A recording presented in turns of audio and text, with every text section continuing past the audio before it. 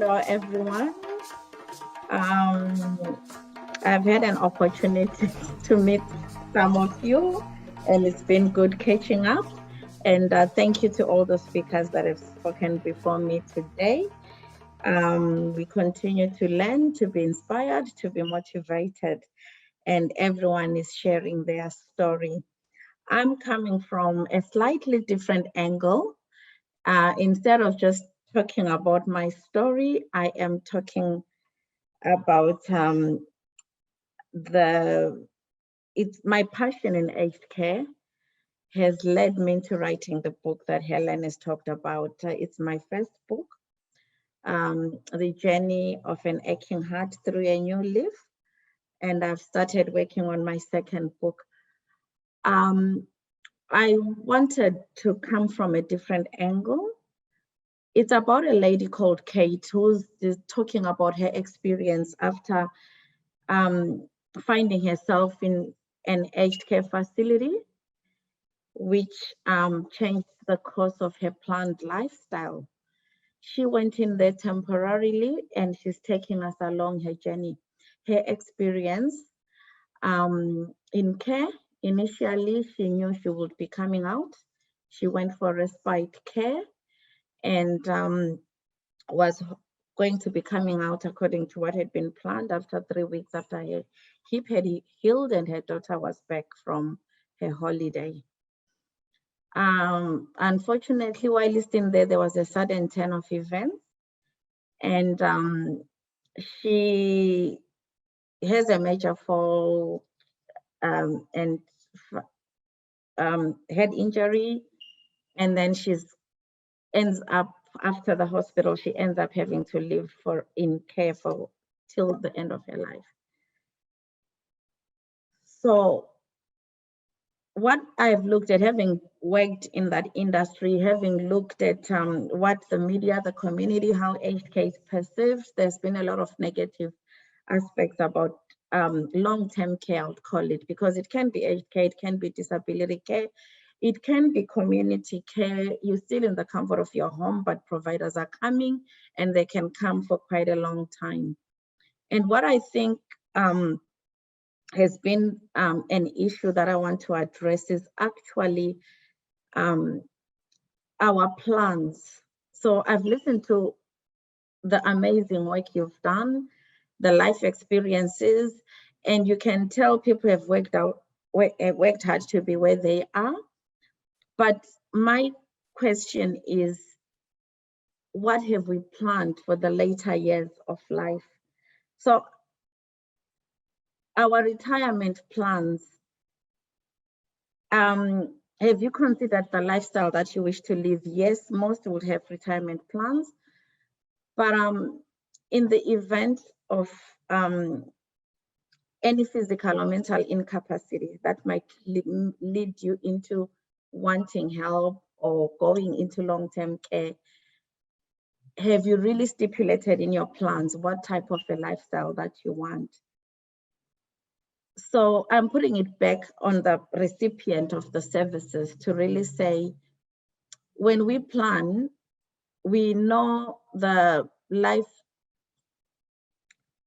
expectancy, the average life expectancy has increased and it's around 80 plus, and more people are living up to more than 100 years.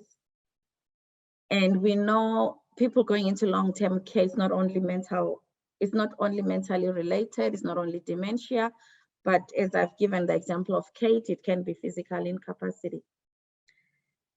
So if you happen by any chance to go into care, do we know the type of lifestyle that you still want? Some people live even up to a decade in there. Or if you have a loved one in care, what part have you played? Are you sure mom is really having the kind of care and lifestyle that she wants, that she wishes to have? When Jo spoke, she said you have the power to bring joy into your life. You have the power to bring happiness into your life. And I think when we plan about our life, we're planning about a happy life that we want to live. So who is responsible for your happiness or misery? if you are to get into that, if you are to live longer and maybe go into long-term care. So from my perspective, I feel, yes, the community, the government, the authorities, people in long-term care who are making the policies, they are doing what they can, or the care providers as well are taking their part. But as long as we haven't communicated what really we expect to see or what we really want to have, everyone is working with assumptions. And as a result of those assumptions, people are finding themselves could be substandard because it's not up to your standard. So when Kate goes into care, she feels, I led a better life. I cannot be in here. And she tells herself, once I go out, as she describes her experiences, she's describing her regrets. If I had known earlier in life, I would have looked around and make sure I know the reputable places and made it very clear to my daughter that in the event that this happens, I would love to go to that place that has got the reputable, that has got a good reputation, and it will meet the standard of life that I want. And it has enough expertise to provide any care that I may need.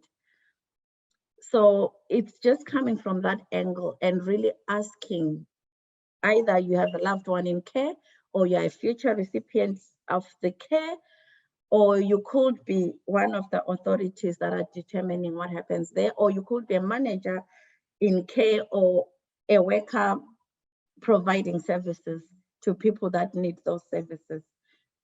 As you go through that book, all those different types of people will be reflecting on what part have you played, and small little things for that are happening there.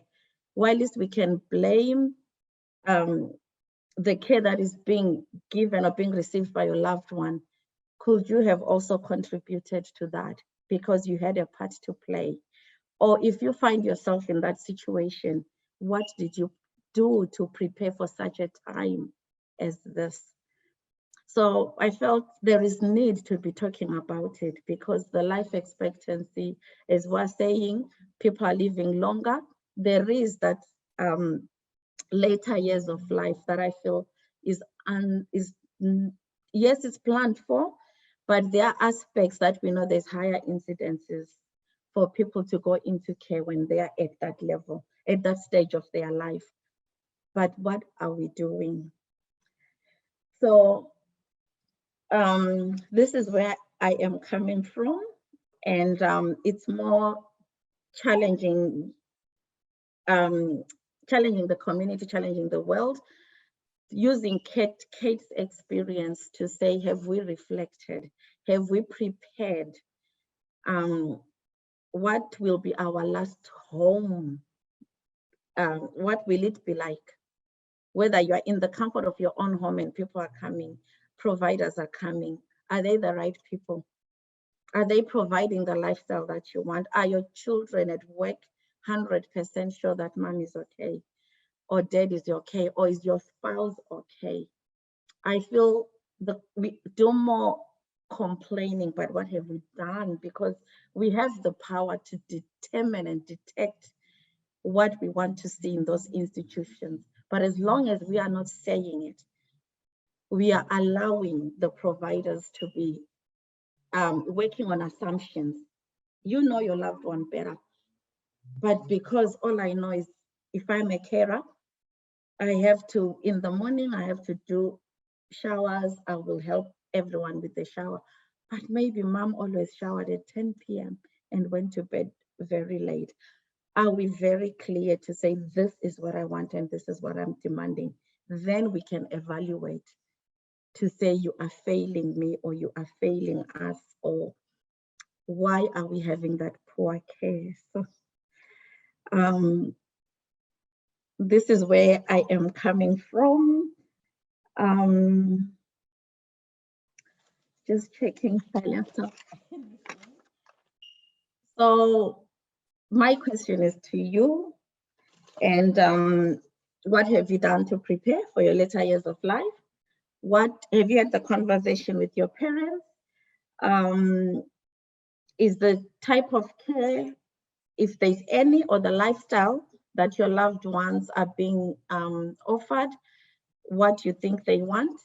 I do understand we talk about advanced care directives.